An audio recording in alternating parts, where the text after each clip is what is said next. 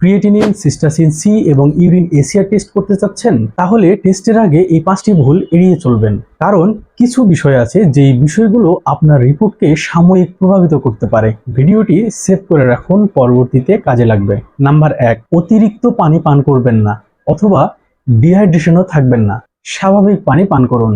2 number, creatinine টেস্টের আগের দিন খুব বেশি রান্না করা মাংস না খাওয়াই ভালো, এতে ক্রিয়েটিনিন সাময়িক বাড়তে পারে। নাম্বার 3, টেস্ট করার 24 ঘন্টা আগে হেভি এক্সারসাইজ এড়িয়ে চলুন, বিশেষ করে এসিআর টেস্ট করার আগে। নাম্বার 4, জ্বর, ইউটিআই বা কোনো ইনফেকশন হলে এসিআর সাময়িকভাবে বেড়ে যেতে পারে, তাই সম্ভব হলে সুস্থ অবস্থায় স্যাম্পল দিন অথবা বিষয়টি আপনার ডক্টরকে জানান। নাম্বার 5, এসিআর টেস্টের সবচাইতে ভালো স্যাম্পল হচ্ছে সকালের প্রথম ইউরিন।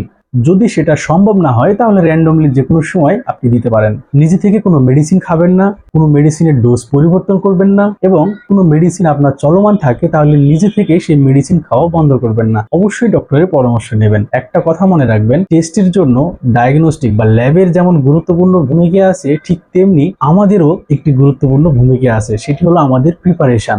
এমন গুরুত্বপূর্ণ টিপস প্রতিদিন পেতে আমার পেজটি ফলো করতে ভুলবেন না।